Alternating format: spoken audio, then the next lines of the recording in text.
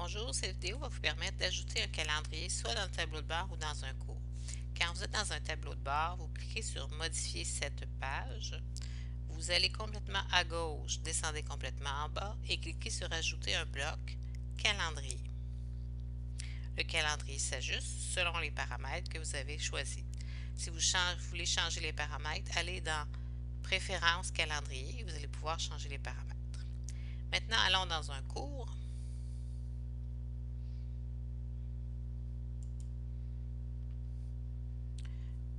Pour activer un calendrier, il faut être en mode édition. Dans ce cas-ci, on l'est déjà parce qu'on va quitter le mode édition.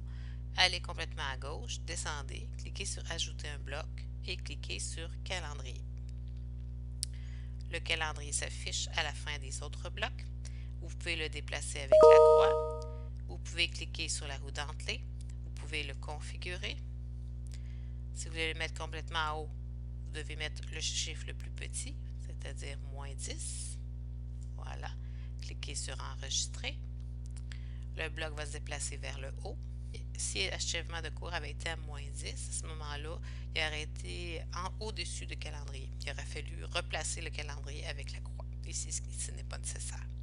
Si je veux changer ici mes paramètres, je vais aller dans Préférences, c'est-à-dire mon nom, Préférences, Préférences de calendrier. Et ici, je vais choisir, par exemple, le premier jour serait lundi.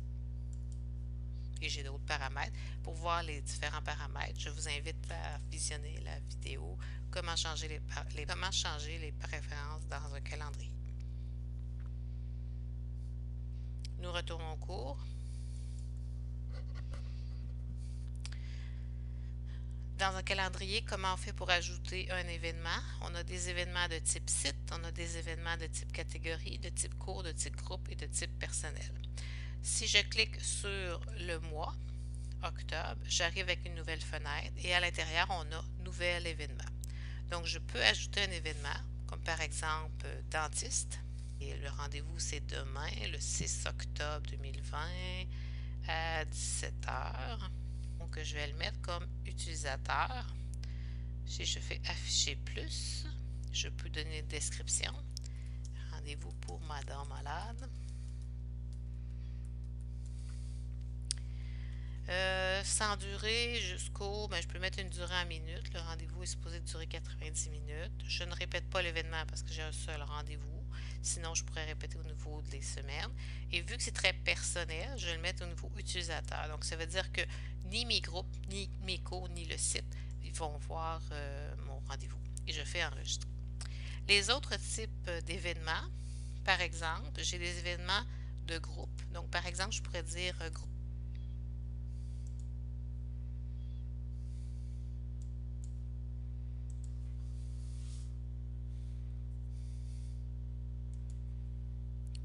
Ou examen, tiens, le 12 octobre. Voilà, 12 octobre, c'est un événement de groupe. Si je veux préciser c'est quel groupe, je pourrais préciser par exemple groupe ABC. Donc, il y a juste le groupe ABC qui va voir ce message. Je peux afficher plus en donnant plus de détails, l'emplacement. Je pourrais donner jusqu'à quelle date, ou je pourrais simplement donner une durée vu que c'est un examen. Est-ce que je répète l'événement? Non, parce que c'est un examen. Donc ça, c'est un événement de type groupe. Maintenant, on va ajouter un événement de type cours. Mettons cours, démo. J'ai pas de date nécessairement. C'est un événement de cours. Je vais afficher plus. Et je vais dire, par exemple, je vais dire ça commence le 5 octobre à 16h30. Voilà, cours démo. Puis, c'est dans le cours démo, ça va. Ou ça pourrait être, mettons, séance Zoom. Ça, c'est un moment précis. Vous l'écoutez de chez vous. Ça va être répété cet événement-là pour les prochaines 12 semaines. Et je fais enregistrer. Ça va être, donc, disons que je veux modifier cet événement-là. Chez vous, cours démo, je vais modifier. afficher plus.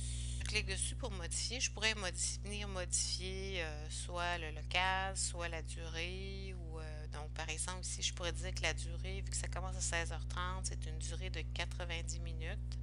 Et je pourrais enregistrer. Et tous les événements de la série, peu importe celui que je prends, vont avoir les mêmes modifications. Voyez-vous, si j'essaie de la modifier, j'affiche plus, jusqu'à 18h. Donc 16h30 plus 90 minutes, ça donne bien 18h, donc c'est bel et bien le bon événement.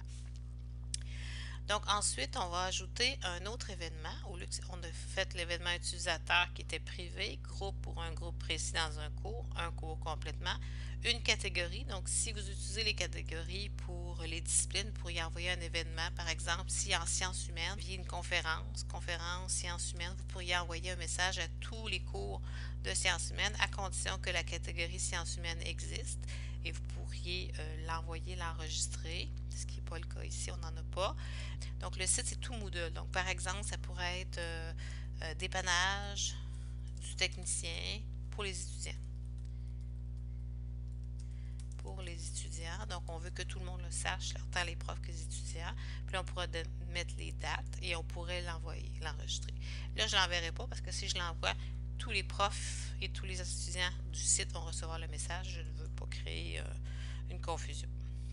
Donc, c'était le calendrier et les événements. Si je reviens à mon cours, bien sûr, je peux faire différents événements en me déplaçant d'un mois à l'autre. On voit que les couleurs de chacune des événements nous dit un peu quel genre d'événement que c'est. Et si je veux supprimer le calendrier dans mon cours, je fais simplement la roue dentelée, supprimer le bloc calendrier. Ça fait juste supprimer le bloc dans le cours, mais les événements que vous aviez, les autres ont continué à être enregistrés.